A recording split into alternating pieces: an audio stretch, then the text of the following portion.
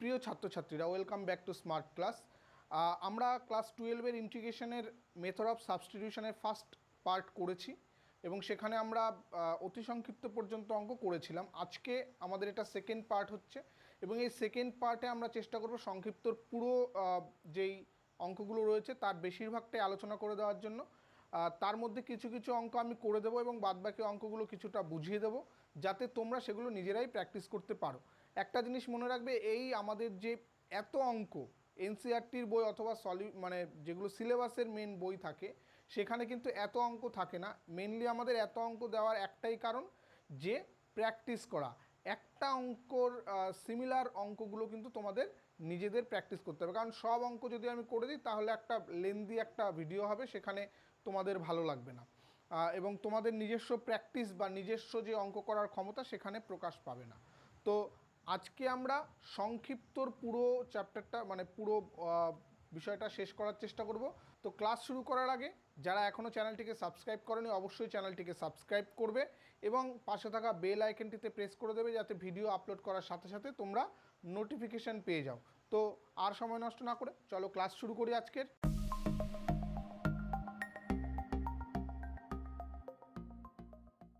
তো আজকের প্রথম অঙ্ক একদম সংক্ষিপ্ত, প্রথম থেকে শুরু করছি আমরা। দেখো, এটা সংক্ষিপ্ত একদম এক দাগের অঙ্কটা। মেথড অফ সাবস্টিটিউশন বা পরিবর্তন প্রতিস্থাপন প্রক্রিয়ায় কি হয়, আমরা কোনো একটা ফাংশনকে আমরা জেড বা অন্য কিছু ধরে নিয়ে তার ডেরিভেটিভ করে এখানে আমরা তার সাবস্টিটিউট বসানোর চেষ্টা করি। কেন বসানোর চেষ্টা করি? কারণ আমরা ডেরিভেটিভে যেমন সরাসরি আমরা সব কিছুরই ডেরিভেটিভ করতে পারি, কিন্তু ইন্টিগ্রেশনের ক্ষেত্রে আমাদের সমস্ত কিছুর সরাসরি ইন্টিগ্রেশনের সূত্র থাকে না, তাকে আদর্শ সমাকলনের যেই প্রকারগুলো রয়েছে তাতে আনার চেষ্টা করতে হয় আমাদের। তো ফার্স্ট যে অঙ্কটা, এক দাগের অঙ্কটা একদম সহজই অঙ্ক। Integration dx by 1+x² √tan inverse x + 4। তো এইখানে একটা জিনিস লক্ষ্য করবে, আমরা যখন সাবস্টিটিউট করব, সাবস্টিটিউশনেরও কিন্তু একটুখানি প্রকারভেদ থাকে। কেউ একটু সহজ সাবস্টিটিউশন করবে, কেউ একটু কঠিন সাবস্টিটিউট করতে পারে। তো এখানে একটা জিনিস আমি দেখছি করি, ধরো tan ইনভার্স x + 4।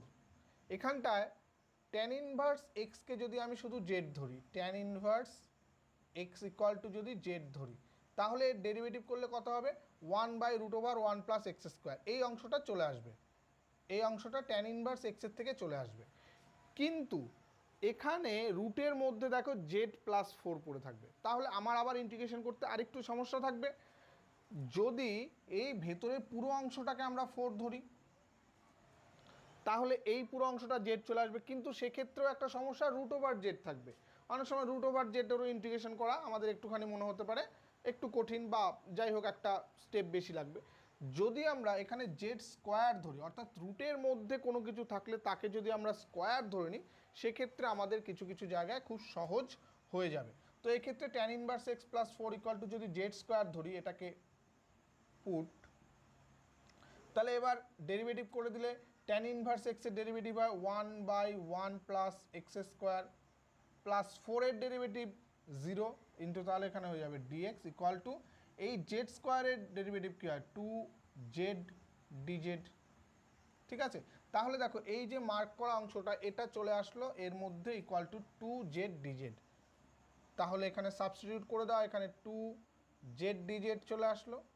আর এই রুটের মধ্যে আমরা তো z² ধরেছি, তাহলে রুটের মধ্যে z² থাকলে রুটের বাইরে শুধু z চলে আসবে। দেখো z কেটে গিয়ে শুধু আমাদের 2, ইন্টিগ্রেশনের বাইরে 2 চলে আসলো, ইন্টিগ্রেশন অফ dz। তাহলে ইন্টিগ্রেশন অফ dz কী হবে? দেখো একদম সহজ চলে আসলো, আমাদের কিন্তু √z এর ইন্টিগ্রেশন করতে হলো না সেক্ষেত্রে। তাহলে এখানে কত হয়ে যাচ্ছে? 2 × z + c। এবার z এর ভ্যালু কত হবে? z² = এটা, তাহলে z মানে √ওটা, তাহলে 2 √tan ইনভার্স x + 4 + c। এটা হয়ে গেল আমাদের প্রথম অঙ্কটা। ঠিক আছে, নেক্সট দ্বিতীয় অঙ্কটাও একদম সেম। এখানে যেরকম রুটের মধ্যের অংশটাকে z² ধরেছি, এখানেও আমরা z² ধরতে পারি। তো কি করছি আমরা? এখানে পুট 2 + sin 3t = z। তাহলে এর যদি আমরা ডেরিভেটিভ করি কি হবে? এর তো ডেরিভেটিভ 0, sin 3t ডেরিভেটিভ সাইনের ডেরিভেটিভ হলো কস 3t, আবার 3t এর ডেরিভেটিভ করতে হবে, সেটা হলো 3, তাহলে এখানে dt ইকুয়াল টু dz।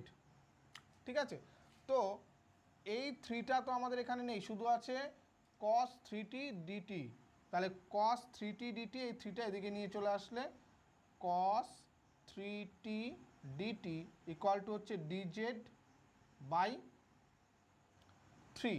এখানে দেখো আমরা কিন্তু জেড স্কোয়ার ধরিনি, আগেরটা জেড স্কোয়ার ধরেছি, এটা জেড, শুধু জেড ধরে দেখি কী কী কীরকম সহজ হয় না কঠিন হয়।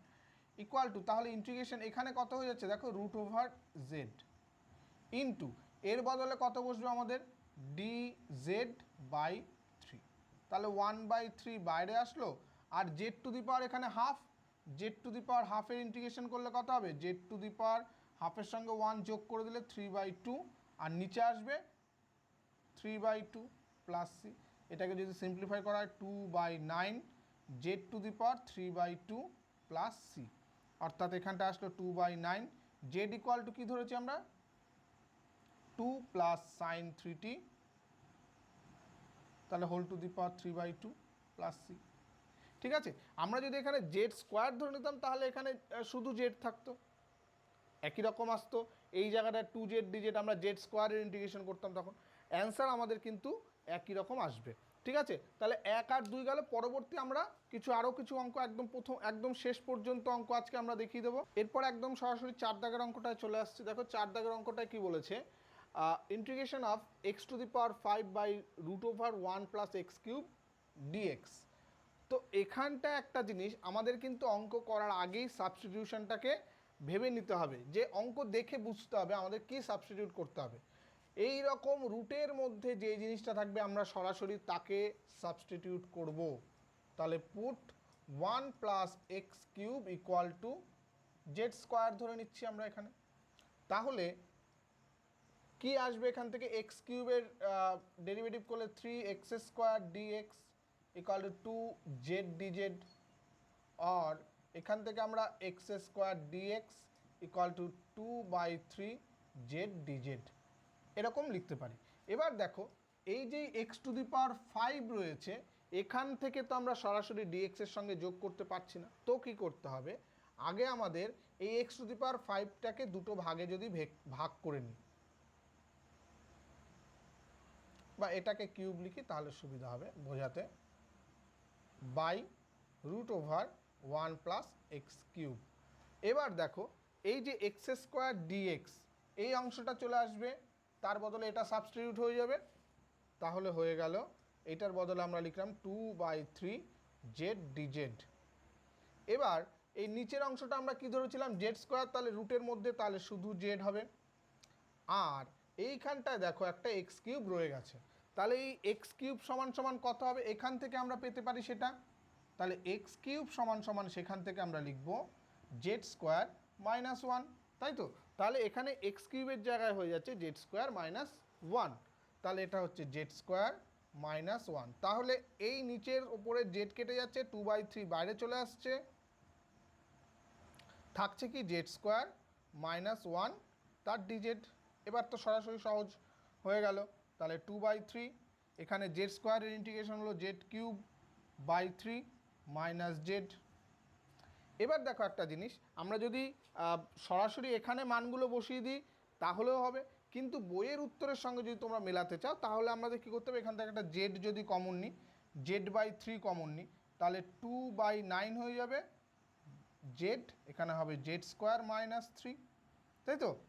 এবার দেখো আমাদের মানগুলো বসাতে সুবিধা হবে, তাহলে এখানে কি হচ্ছে 2/9, জেডের জায়গায় বসবে এটা root over 1 plus x cube, কারণ জেড স্কোয়ার সমান সমান এটা, ঠিক আছে, এইটুকু একটা গেল, আর এখানে জেড স্কোয়ার মাইনাস 3 সমান সমান কী হবে, দুপাশে যদি -3 করি, Z square -3 equal to 1 plus x cube -3, তাহলে এক্স কিউব -2 হয়ে যাবে, তাহলে এটা হয়ে গেল এক্স কিউব -2, এখানে একটা করে প্লাস সি থাকবে, হ্যাঁ, প্রত্যেকটা অঙ্কের ক্ষেত্রে কিন্তু প্লাস সি লেখাটা মাস্ট। তাহলে 4 দাগের অঙ্কটাও হয়ে গেল। অঙ্কগুলো কিন্তু জাস্ট আমাদের করতে হবে এবং সাবস্টিটিউট কোথায় কি বসানো হবে সেটাই এই চ্যাপ্টারের অঙ্কগুলোর কিন্তু মেন জানার বিষয়। এরপর আমরা চলে আসছি 6 দাগ এবং 7 দাগের অঙ্ক। দেখো একদম দুটো সেম দেখতে অঙ্ক, আমরা একটা করলে আরেকটা পারবো। আমি 6 দাগের অঙ্কটা করছি। দেখো এখানটায় আছে কি integration tan x by log of cos x dx, আর 7এরটা আছে cot x by log of sin x। tan x এর বদলে cot x আছে, এখানে cos x এর বদলে sin x আছে, একদম সেম। এখানে যা যা করবো এখানেও তাই করলে একই অঙ্ক, জাস্ট ভ্যালুগুলো আলাদা আলাদা দেওয়া আছে। তো এই যে লগ cos x, এই পুরোটাকে শুধু cos x ধরলে তো তার ডেরিভেটিভ শুধুমাত্র sin x হবে, তো আমরা tan x এ আসতে পারবো না, আমাদের লগ cos x কে জেড ধরতে হবে। Put log of cos x equal to z.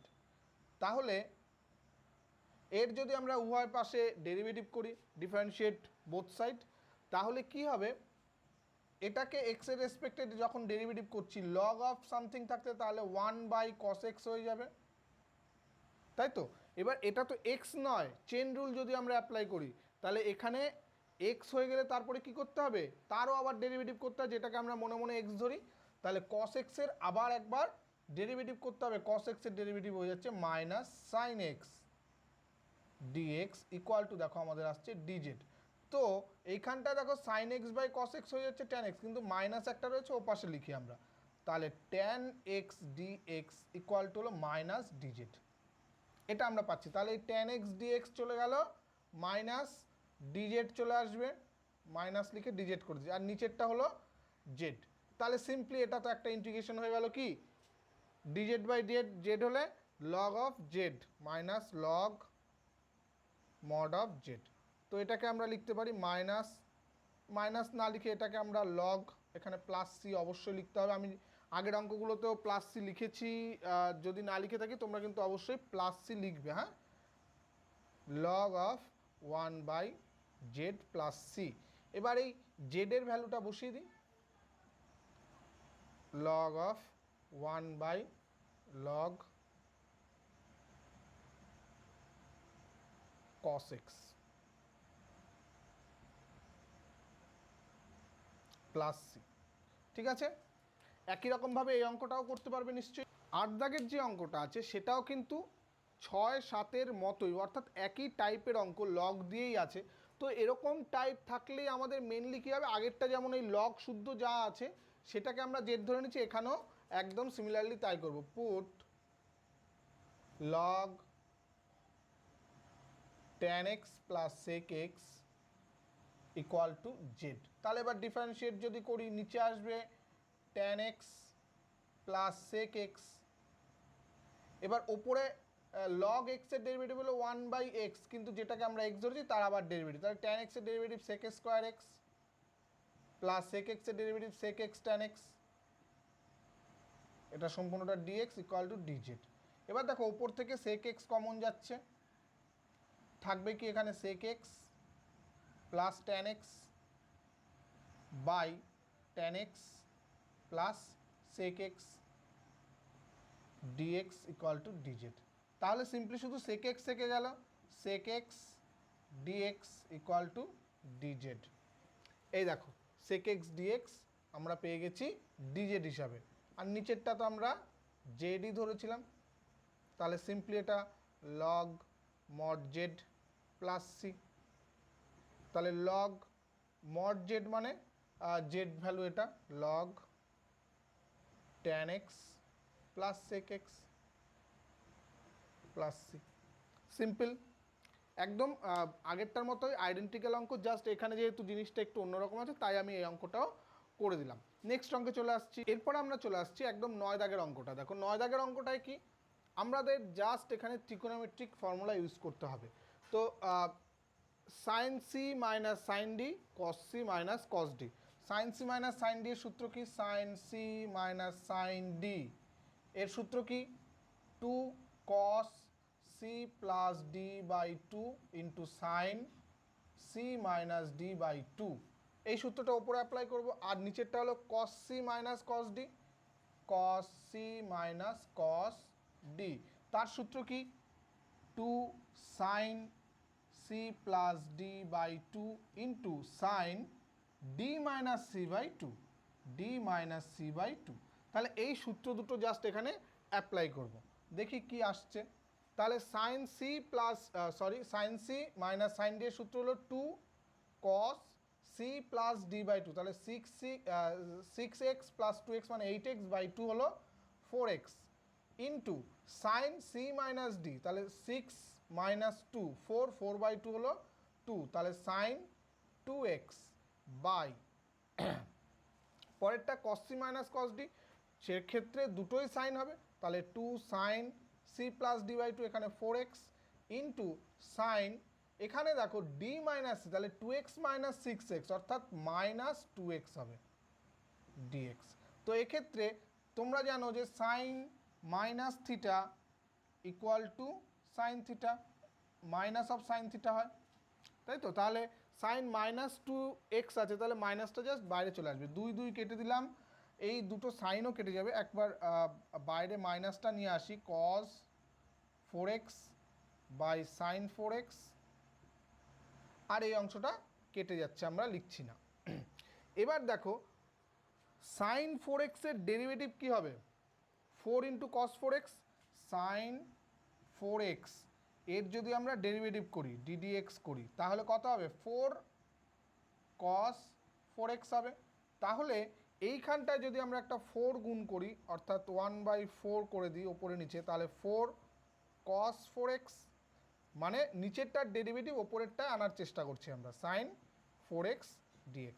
তাহলে এর ডেরিভেটিভ এবার ওপরে চলে এসছে, তাহলে সিম্পলি কী হয়ে যাবে, যদি নিচেরটার ডেরিভেটিভ ওপরে থাকে তাহলে সেটাকে আমরা লগ অফ সাইন 4x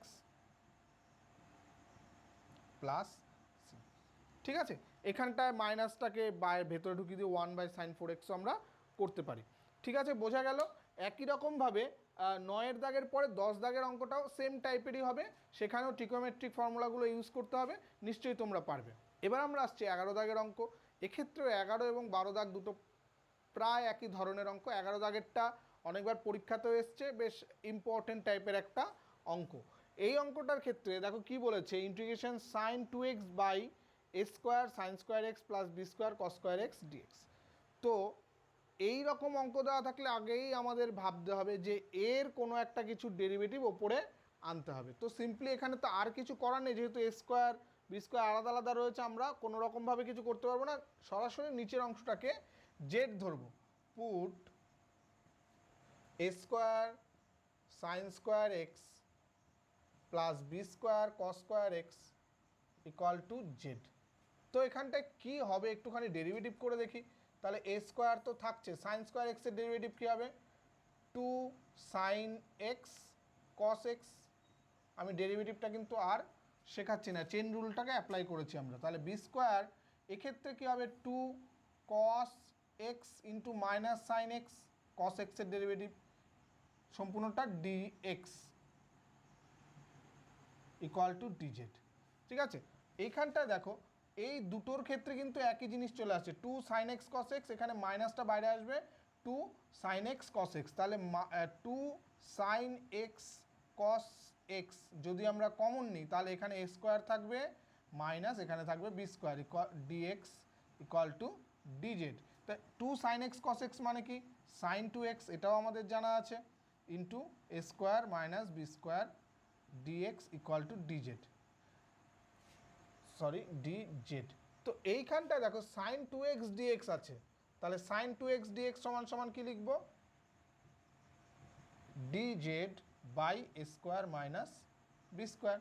তো এই জায়গাটায় চলে আসছে, এই পুরো অংশটা চলে আসছে dz by a square minus b square into এই অংশটা কি জেড। তাহলে সিম্পলি আমাদের এটা তো বাইরের চলে আসবে, এ স্কোয়ার মাইনাস বি স্কোয়ার, আর এটা সিম্পলি হয়ে যাবে লগ জেড প্লাস সি। এবার জেডের ভ্যালু বসিয়ে দিই, a square minus b square log of a square sine square x plus b square cos square x plus c, ঠিক আছে। এটাও কিন্তু খুব সুন্দর অঙ্ক, পরীক্ষায় অনেকবার এরম টাইপের অঙ্ক কিন্তু আসে। একই রকমভাবে তোমরা 12 দাগের অঙ্কটাও করবে, সেক্ষেত্রেও একই রকম নিচের অংশটাকে জেড ধরে নিয়ে করলেই অঙ্কটাও হয়ে যাবে। এরপর আমরা 14 দাগের অঙ্কটা আসবো। এক্ষেত্রেও 14 এবং 15 দুটোই সেম অঙ্ক। আমি জাস্ট এরকম যেই সেম অঙ্কগুলো রয়েছে তার একটা করে দিলে তোমরা বাদবাকিগুলো পারবে। তো 14 দাগের অঙ্কটা কী রয়েছে, integration of dx by √(x+3 -√(x+2)। Simply এরকম অঙ্ক থাকলে আমাদের কি করতে হবে, করণী নিরসন করতে হবে, ঠিক আছে। তো সিম্পলি এটাকে করণী নিরসন করার অর্থ ওপরে নিচে এই √(x+3 +√(x+2) দিয়ে গুণ করতে হবে। তাহলে ওপরে হবে x+3 √(x+2) আর নিচে কি হবে, এই প্লাস দিয়ে যদি গুণ করি এটাকে a - b ইন্টু a+b হবে। একবারে আমরা যদি করি √(x+3 তার হোল স্কোয়ার মাইনাস √(x+2 তার হোল স্কোয়ার হয়ে যাবে dx। তাহলে নিচে কি থাকলো, নিচে দেখো থাকলো এগুলো রুটগুলো উঠে যাবে, x+3 -(x), এটাও -(2) হয়ে যাবে, আর উপরে থাকলো √(x+3 +√(x+2) ইন্টু dx। তাহলে নিচে x কেটে যাচ্ছে, 3 - 2 1 হয়ে যায়। তাহলে নিচে আমাদের আর লেখার দরকার নেই, সিম্পলি আমাদের √(x+3 এর একবার ইন্টিগ্রেশন করব, √(x+2 এর একবার ইন্টিগ্রেশন করব। এবার একটা জিনিস মনে ভাববে, এখানে x এর সঙ্গে কিছু নেই। আমরা যখন একদম সাবস্টিটিউশনের প্রথমে পড়েছিলাম আমরা বলেছিলাম f(x) হয়ে যাবে f(z) সেখানে, তাই তো।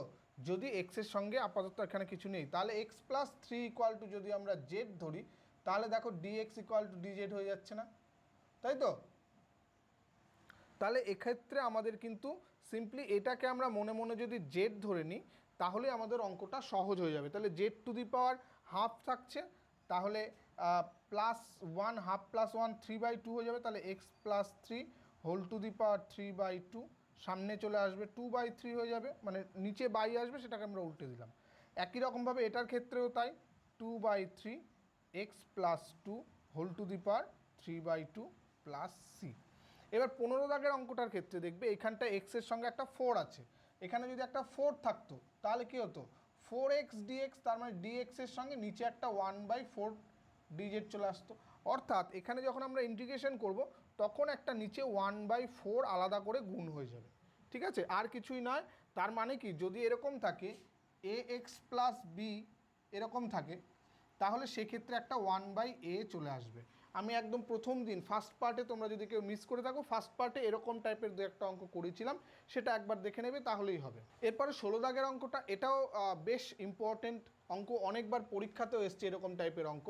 তো এই অঙ্কগুলো আমরা কীরকমভাবে করব, সিম্পলি দেখো, আমরা এই নিচের অংশটাকে আগে ওপরের অংশে কিছু আকারে যদি আনতে পারি, তাহলে x+a -a রয়েছে, তাহলে -2a করে দিতে পারি, একদম সিম্পল হয়ে যাবে অঙ্কটা। দেখো, অর্থাৎ নিচে যে অংশ রয়েছে তার আকারেই আনার চেষ্টা করছি আমরা। দেখো x+a হয়ে গেছে, তাহলে x+a কে যদি এর নিচে লিখি তাহলে সেক্ষেত্রে 1 - 2a/x+a সম্পূর্ণটার dx।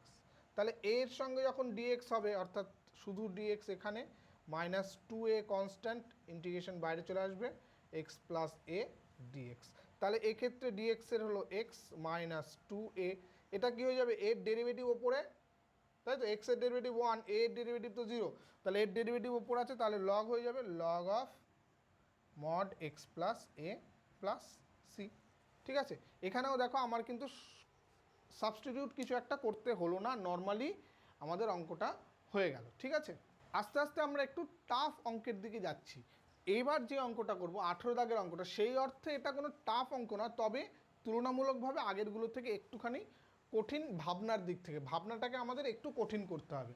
একটা জিনিস দেখো, আগের বার যখন রুটের মধ্যে কোনো একটা কিছু, সেটাকে আমরা কি ধরতে বলেছিলাম, জেড স্কোয়ার, কিন্তু এখানে কিউব রুটের মধ্যে রয়েছে, তাহলে এখানে আমরা কি ধরবো, এটাকে আমরা ধরবো জেড কিউব। তাহলে এখানে কি পুট করব, x+2 = জেড কিউব, ঠিক আছে। তাহলে x = কি হবে, z³ - 2, এটাও করে রাখলাম। এবার যদি দুপাশে ডেরিভেটিভ করি, dx এখানে হয়ে যাবে 3z² dz। তাহলে সরি, এখানে একটা dx লিখতে আমি ভুলে গেছি, তাহলে dx এর জায়গায় এটা বসে যাবে, dx এর জায়গায় বসে গেল 3z² dz। এবার এই অংশটাকে কি হবে বলো তো, x+2 = যদি z³ হয় তাহলে কিউব রুটের মধ্যে থাকলে শুধু z হয়ে যাবে, আর বাকি থাকলো এখানে এক্সটা। তো এই এক্স সমান সমান দেখো আমরা অলরেডি বের করে রেখেছি, এক্স সমান সমান জেড কিউব মাইনাস টু। তাহলে এখানে এক্সের জায়গায় আমরা বসিয়ে দেবো জেড কিউব মাইনাস টু। তাহলে আলটিমেটলি আমাদের এই থ্রিটা বাইরে চলে আসলো, আর কি থাকলো এখানে জেড কিউব হয়ে গেল, জেড কিউব দিয়ে পুরোটাকে গুণ করলে দিলে z to the power six minus two z to the power three, এটার আমাদের ইন্টিগ্রেশন করতে হবে। তো এখানটা হয়ে যাচ্ছে three z to the power সিক্সের ইন্টিগ্রেশন কী হবে, z to the power seven by seven minus two into z to the power four by four plus c. একটা জিনিস, এই থ্রিটা কিন্তু দুটোর সঙ্গেই গুণ আছে, তাহলে এই থ্রিটা যদি গুণ করে দিই এখানে থ্রি বাই সেভেন, জেডের ভ্যালু কী হবে, জেড ইকুয়াল টু হলো আবার একটা জেড সমান সমান তাহলে কী হবে এক্স প্লাস টু তার whole to the power one third, তাই তো?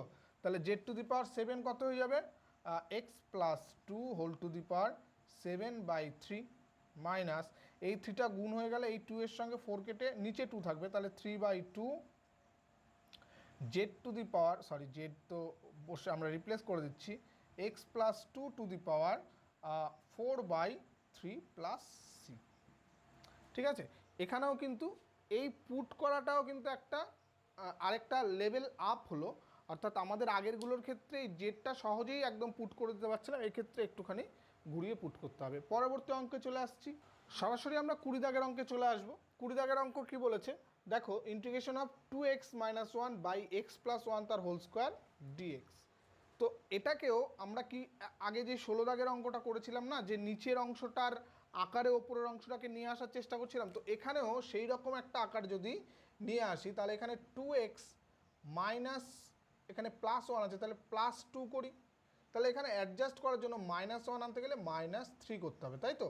তাহলে x minus x plus one তার হোল স্কোয়ার ডিএক্স। তাহলে এর নিচে যখন এটাকে নিয়ে আসবো আমাদের two into x plus one by x plus one তার whole square minus three by x plus one তার হোল স্কোয়ার সম্পূর্ণটা ডিএক্স। তাহলে এখানটায় একটা পার্ট কেটে যাচ্ছে, তাহলে ইন্টিগ্রেশনের বাইরে টু এনে শুধুমাত্র এক্স প্লাস ওয়ানটাই পড়ে থাকবে নিচে মাইনাস, এই ক্ষেত্রে কী থাকবে, এক্ষেত্রে থ্রি বাইরে চলে আসবে into one by x plus one তার হোল স্কোয়ার ডিএক্স। তো এই জায়গাটায় তো কোনো প্রবলেম নেই, লগ এক্স প্লাস ওয়ান, কারণ এর ডেরিভেটিভ ওপরে। আমরা মনে মনে কি বলেছিলাম যে এক্সের সঙ্গে যদি কিছু না থাকে সেটাকে আমরা মনে মনে জেড ধরে রাখতে পারি, তাহলেই এটা জেড স্কোয়ারের ইন্টিগ্রেশন কী হবে, ওপরে তুলে দিলে z to the power minus two, এর ইন্টিগ্রেশন কী হয়, এর সঙ্গে প্লাস ওয়ান করলে z to the power minus one হয়, তাহলে অর্থাৎ z to the power minus one মানে আমরা ওয়ান বাই জেড লিখতে পারি, তাহলে এটা one by x plus one হবে শুধু, আর z to the power minus one থাকলে সামনে একটা আবার মাইনাস ওয়ান চলে আসে, তাহলে এখানে একটা মাইনাস ওয়ান মাল্টিপ্লাই হবে, বা এখানটাও লিখতে পারি আমরা প্লাস সি, তাহলে এই মাইনাস মাইনাস প্লাস হয়ে যাবে, two log mod of x plus one plus three by x plus one plus c. এই হলো আমাদের অ্যান্সার। এই অঙ্কটাও ভালো অঙ্ক। এরপর আমরা চলে আসছি 23 দাগের অঙ্কটা, এটাও বেশ ইন্টারেস্টিং একটা অঙ্ক।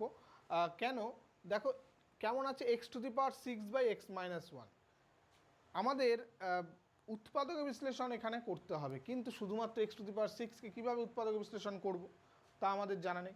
আরও একটা রকম করতে পারি, আমরা যেমন ভাগ প্রক্রিয়া শিখেছিলাম না, বীজগাণিতিক ভাগ প্রক্রিয়া ক্লাস 7-এ খুব সম্ভবত শিখেছিলাম, সেটা দিয়ে এরকম ভাগ করে করেও দেখতে পারি যে কি আসে, সেটা করে দেখি।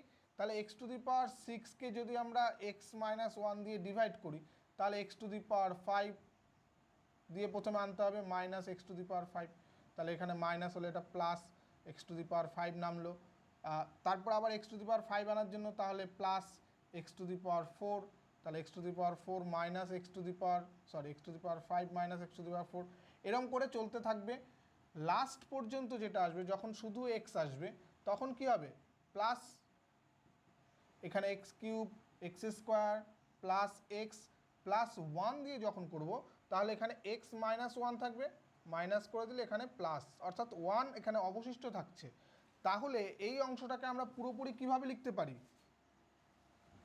এই জায়গাটাকে আমরা লিখতে পারবো, ওপরে আমরা এক্স টু দি পাওয়ার সিক্সকে ডিভাইড করে হবে x to the power five plus x to the power four plus x to the power three plus x square plus x plus one plus এই ভগ্নাংশটা অর্থাৎ 1/x-1 বোঝা গেল।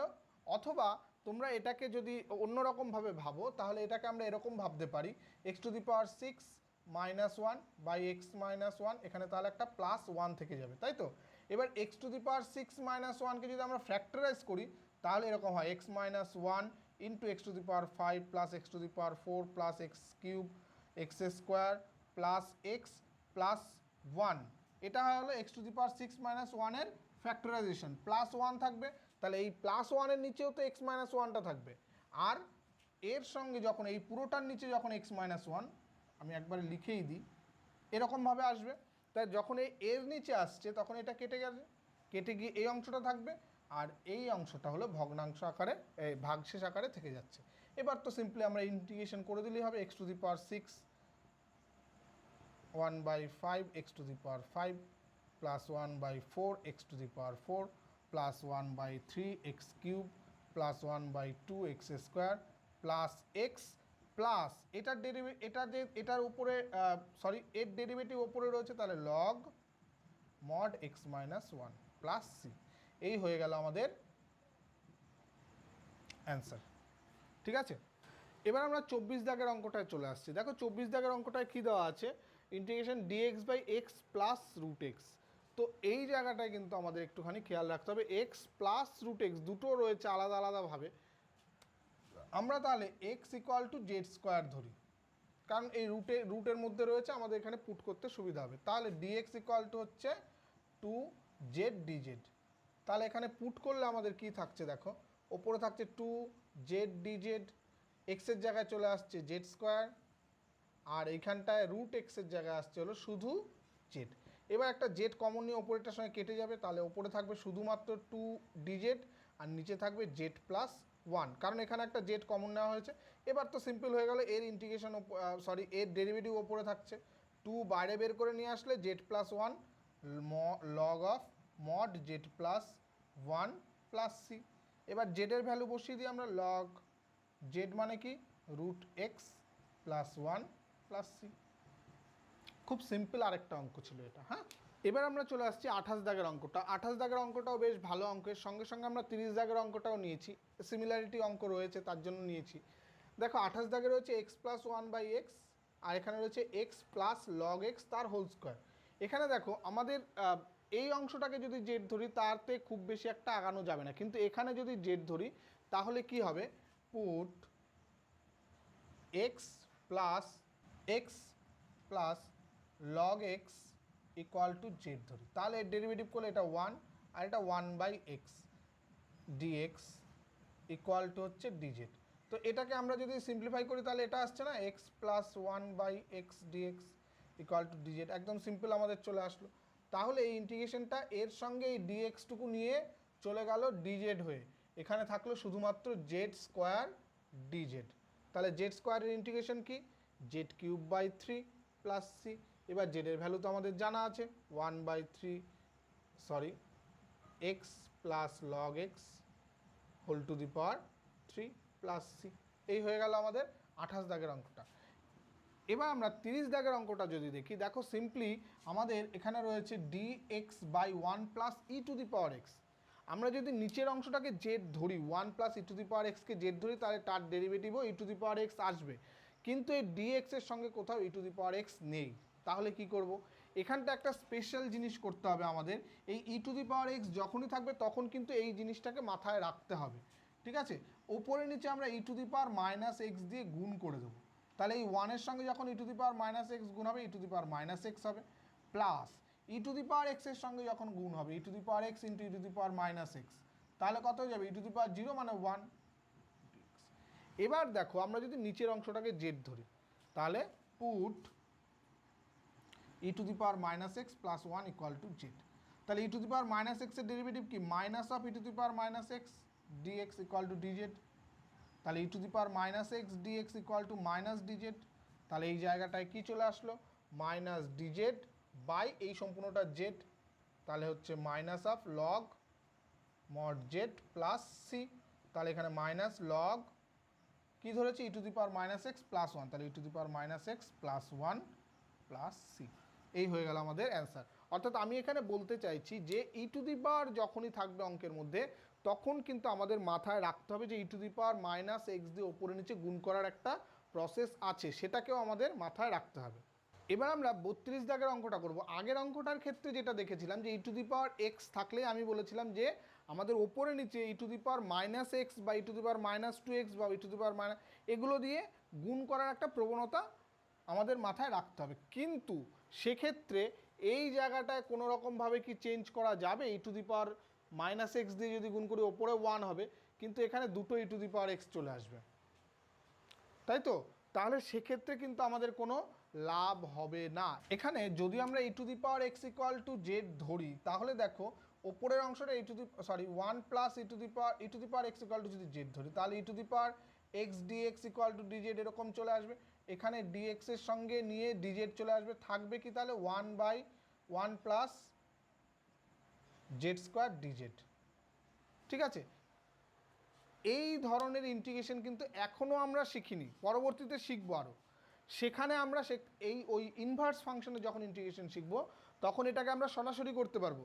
কিন্তু এই ক্ষেত্রে যেহেতু এখন আমরা ইনভার্স ফাংশনের অঙ্ক শিখিনি, তার জন্য এখানে আমাদের কি করতে হবে, এরকম নিচে যদি 1 প্লাস জেড স্কোয়ার বা 1 প্লাস এক্স স্কোয়ার এইরকম আকারে থাকে, তখন আমাদের কি করতে হবে, সেই অংশটাকে আমাদের যে ত্রিকোণমিতির ফর্মুলাগুলো রয়েছে না, sine square x plus cos square x equal to 1, তারপর হলো sec square x equal to 1 plus tan square x cosec দিয়ে, যেটা সেই ফর্মুলাগুলো মাথায় আমাদের রাখতে হবে। এখানে দেখো e to the power x equal to আমরা যদি ধরি ট্যান থিটা, তাহলে e to the power x dx equal to tan থিটার ডেরিভেটিভ কি sec square theta d theta. তাহলে নিচের এই ই টু দি পাওয়ার ওপরে ই টু দি পাওয়ার এক্স ডিএক্সটা চলে গেল sec square theta d theta এটা হয়ে, আর নিচে থাকলো কি 1 প্লাস, এটা ট্যান ধরেছি তাহলে ট্যান স্কোয়ার থিটা, তাহলে 1 plus tan square theta is equal to কি সেক স্কোয়ার থিটা। তাহলে ওপরের সেক স্কোয়ার থিটার সঙ্গে সেটা আমাদের কেটে যাবে, তাহলে সিম্পল শুধু ডি থিটা চলে আসলো, তার মানে থিটা প্লাস সি। এইবার হলো থিটার ভ্যালুটা কি, থিটার ভ্যালু মানে হয়ে যাবে তখন tan inverse e to the power x plus c. সরাসরি যখন আমরা ওই জেড ধরবো, এটা এই ট্যান ইনভার্স জেডের ইন্টিগ্রেশন হয়, ওই integration 1/1 plus x square dx equal to আমরা সরাসরি ট্যান ইনভার্স এক্স লিখতে পারবো। এটা নেক্সট চ্যাপ্টারে গিয়ে যখন আমরা ইনভার্স ফাংশনের ইন্টিগ্রেশন শিখবো তখন আমরা করতে পারবো। তাহলে এখানে tan inverse e to the power x plus c হয়ে গেল এক্ষেত্রে আমাদের অ্যান্সার। এবার যে অঙ্কটা করব সেটা হলো 36 মার্কসের যে অঙ্কটা রয়েছে আমাদের দাগের, সেই অঙ্কটার মধ্যে রয়েছে integration of root over sine x by cos to the power 5x dx. তো এইটাকে আগে আমরা সিম্পলিফাই করে নিয়ে আসার চেষ্টা করি। তাহলে sine x by cos x রাখছি একটা, into 1 cos to the power 4x dx. তো এই অংশটা মিলে হয় tan x, রুটের মধ্যে থাকছে tan x, ইন্টু এটা ওপরে চলে গেলে কি হবে sec two the power 4x, তাহলে sec two the power 4x আছে রুটের মধ্যে, বাইরে আসলে কি হবে শুধুমাত্র sec স্কোয়ার x ডিএক্স। তাহলে এবার তো বুঝতেই পারছো tan x কে আমাদের z ধরতে হবে, put tan x equal two z, derivative করলে sec square x dx equal to dz, তাহলে এই অংশটা চলে গেল dz হয়ে, এটা হয়ে গেল শুধু রুট ওভার z dz। এখানেও জেড স্কোয়ার ধরতে পারতে কোনো অসুবিধা নেই, তাহলে এখানে হবে কত হাফ থাকছে প্লাস 3/2, তাহলে 2/3 Z to the power 3/2 plus C. Z মানে কত, জেড মানে ধরেছি tan x, তাহলে tan two the power 3/2x plus C. এটা হয়ে গেল আমাদের 36-এর অঙ্কটা। এরপরে আরও কয়েকটা অঙ্ক করব। এর পরের যে অঙ্কটা সেটা একদম সহজ একটা অঙ্ক, জাস্ট এটা তোমাদের করতে করতেই অঙ্কগুলো একদম ঠোঁটস্থ হয়ে যাবে, যে এরকম টাইপের অনেকগুলো অঙ্ক তোমরা বিভিন্ন জায়গায় পেয়ে থাকবে, যে integration of 1 minus 1/x square E to the power x plus 1/x। এই অংশটাকে জেড ধরলেই দেখো আমাদের একদম সিম্পল চলে আসছে x plus 1/x equal to z, তাহলে এটা 1 minus 1/x square dx equal to হয়ে যাচ্ছে ডিজেড। তাহলে সিম্পলি এই অংশটা চলে গেছে ডিজেডের সঙ্গে, e to the power z dz, integration করলে e to the power z plus c, তাহলে হচ্ছে e to the power x plus 1/x plus c. Answer একদম ছোট্ট, একদম সহজ টাইপের একটা অঙ্ক রয়েছে। আর দু একটা অঙ্ক আজকে করি। এবার আমরা পরপর দুটো অঙ্ক নিয়েছি, 39 এবং 42। এখানে পরপর কিছু অঙ্ক একই টাইপের অঙ্ক আছে, আমি দুটো অঙ্ক বুঝিয়ে দিলেই দেখো তোমরা বুঝতে পারবে। দেখো এখানটায় রয়েছে dx by x square root over 1 - x square. আর এখানে রয়েছে, এখানে রুটের মধ্যে রয়েছে 1 - এক্স স্কোয়ার, এখানে রুটের মধ্যে রয়েছে 1 + এক্স স্কোয়ার। এখানে এই ধরনের অঙ্কগুলোর ক্ষেত্রে না, যখন রুটের মধ্যে এইরকম স্কোয়ার টার্ম থাকবে তখন কিন্তু আমাদের খেয়াল রাখতে হবে স্কোয়ার টার্মগুলো কী ধরনের আছে, অর্থাৎ আমাদের ত্রিকোণমিতির কোন সূত্রের সঙ্গে এই স্কোয়ার টার্মগুলো যাচ্ছে। তো এই জায়গায় যদি আমরা x equal to sine theta ধরি, তাহলে এটা 1 - সাইন স্কোয়ার থিটা হয়ে যাবে, তার মানে কস থিটা আসবে, সেটা আমাদের মাথায় আনতে হবে। হ্যাঁ, তাহলে ডি এক্স ইকুয়াল টু হচ্ছে কস থিটা ডি থিটা। ঠিক আছে, তো আমরা এখানটায় বসিয়ে দিচ্ছি ডি এক্সের জায়গায় কস থিটা ডি থিটা, নিচে এখানটায় আসছে হলো সাইন স্কোয়ার থিটা, আর এই রুটের মধ্যে কি আছে, root over 1 - sine square theta মানে কস স্কোয়ার থিটা, তাহলে রুটের বাইরে শুধুমাত্র কস থিটা আসবে, ওপরে নিচে কস থিটা কেটে গেল, অর্থাৎ এই সাইনটা ওপরে গিয়ে cosec square theta d theta. Cosec square theta এবার তো ইন্টিগ্রেশন আমরা জানি, minus cot theta plus C. এবার কট থিটার ভ্যালুটা এই জায়গায় আমাদের আবার একটুখানি খাটতে হবে। কট থিটা আমরা কি করে ভ্যালু বসাবো, দেখো সাইন থিটা মানে কি, লম্ব বাই অতিভুজ, তার মানে x/1, আমরা মনে মনে অতিভুজকে 1 আর লম্বকে x ধরতে পারি, তাহলে ভূমি কি হবে অতিভুজ স্কোয়ার মাইনাস লম্ব স্কোয়ার, মানে যে রুট ওভার 1 - এক্স স্কোয়ার। তাহলে কট থিটা মানে কি, কট থিটা মানে হলো কট, ট্যান হলো লম্ব বাই ভূমি, তাহলে এটা হলো ভূমি বাই লম্ব। ভূমি কত আছে, ভূমি হলো রুট ওভার 1 - এক্স স্কোয়ার, আর লম্ব আছে শুধু এক্স, তাহলে এটা হয়ে গেল minus of root over 1 - x square by x plus c. ঠিক আছে, সিম্পল। যদি রুটের মধ্যে এরকম 1 - এক্স স্কোয়ার থাকে সেক্ষেত্রে আমরা x equal to sine theta ধরবো। কেন, কারণ এই যে 1 - sine square theta equal to cos square theta, সেই সূত্রটা আমাদের এখানে অ্যাপ্লাই করতে হবে। একই রকমভাবে এখানে যদি রুটের মধ্যে 1 + এক্স স্কোয়ার থাকে, সেটা তো সাইন ধরলে হবে না, কারণ 1 + সাইন স্কোয়ার থিটার কোনো সূত্র আমাদের জানা নেই। 1 প্লাস কিসের সূত্র আমাদের সরাসরি জানা আছে, 1 + ট্যান স্কোয়ার থিটার সূত্র আমাদের জানা আছে, সেটা হয়ে যায় সেক স্কোয়ার থিটা। তাহলে এক্ষেত্রে আমরা এক্স ইকুয়াল টু ধরবো ট্যান থিটা, তাহলে dx ইকুয়াল টু হয়ে যাবে সেক স্কোয়ার থিটা। ঠিক আছে, তো ইন্টিগ্রেশন dx এর জায়গা হয়ে গেছে সেক স্কোয়ার থিটা, নিচে এই জায়গাটা কি হবে 1 + ট্যান স্কোয়ার থিটা, আর এখানটা 1 + ট্যান স্কোয়ার থিটা আবার, তার মানে রুটের মধ্যে 1 + ট্যান স্কোয়ার থিটা, এখানে ডি থিটা। তাহলে দেখো ওপরে সেক স্কোয়ার থিটা, নিচে এটা হচ্ছে সেক স্কোয়ার থিটা, আর এটা হচ্ছে শুধু সেক থিটা, তাই এটা কেটে গেল, সেক থিটা ওপরে গেলে আসবে কস থিটা ডি থিটা, তাই কস থিটার ইন্টিগ্রেশন কি সাইন থিটা প্লাস সি। এবার এই জায়গা থেকে আবার কিন্তু আমাদের সাইন থিটার ভ্যালু এরকমভাবে বের করে নিয়ে এখানে পুট করতে হবে। ঠিক আছে, এটা নিশ্চয়ই পারবে তোমরা। পরবর্তী অঙ্কটায় চলে আসছি, আগের টাইপেরই, ওই টাইপেরই আরও একটা অঙ্ক। আগেরটা কি ছিল 1 - এক্স স্কোয়ার, এরকম যদি থাকে তাহলে এক্স ইকুয়াল টু আমরা ধরছিলাম সাইন থিটা, 1 + এক্স স্কোয়ার যদি থাকে সেখানে এক্স ইকুয়াল টু ধরছিলাম ট্যান থিটা। কিন্তু এখানে দেখো এক্স স্কোয়ার -1 রয়েছে, সেখানে কি ধরবো, এক্স স্কোয়ার -1 দিয়ে কী ফর্মুলা আছে, সেক কসের sec square theta equal to 1 + tan square theta, এরকম তো। তাই 1টা এ পাশে নিয়ে আসলে sec square theta -1 equal to tan square theta, তাহলে এখানে এক্স ইকুয়াল টু আমরা সেক থিটা ধরতে পারি। তাহলে put x equal to sec theta, তাহলে dx ইকুয়াল টু সেক থিটার ইন্টিগ্রেশন কি ডেরিভেটিভ কি হয়, sec theta tan theta d theta. তাহলে এখানটায় আসছে ওপরে sec theta tan theta d theta, আর এক্স কিউবের জায়গায় আসছে সেকের কিউব থিটা, আর এইখানটা আসছে sec square theta -1 equal to tan square theta, মানে শুধু ট্যান থিটা। তাহলে একটা ট্যান থিটা কাটা গেল, থাকছে শুধুমাত্র সেক স্কোয়ার থিটা, উপরে গেলে আসবে কস স্কোয়ার থিটা ডি থিটা। এবার এই কস স্কোয়ার থিটা থেকে আমরা কি আনবো? এই কস স্কোয়ার থিটা থেকে আমরা এখানে 1/2 যদি গুণ করি 2 কস স্কোয়ার, আবার ইন্টিগ্রেশন সেই ট্রিগোনোমেট্রিক ফর্মুলা আর কি, এটা হলো 1 plus cos 2 theta d theta. তাহলে ইন্টিগ্রেশন করে দিলে এখানে হাফ থেকে যাচ্ছে, এখানে হচ্ছে থিটা প্লাস ইন্টিগ্রেশন কসের sin 2 theta by 2 plus C. এবার দেখো আমরা সরাসরি সেক থিটা জানি, 2 থিটার ভ্যালু তো আমরা জানি না, তো এই 2 থিটাকে আবার থিটাতে ভাঙাতে হবে আমাদের। তাহলে 2 sine theta cos theta by 2 plus c, 2 কেটে গেল, থাকছে half of theta plus sine theta cos theta plus C.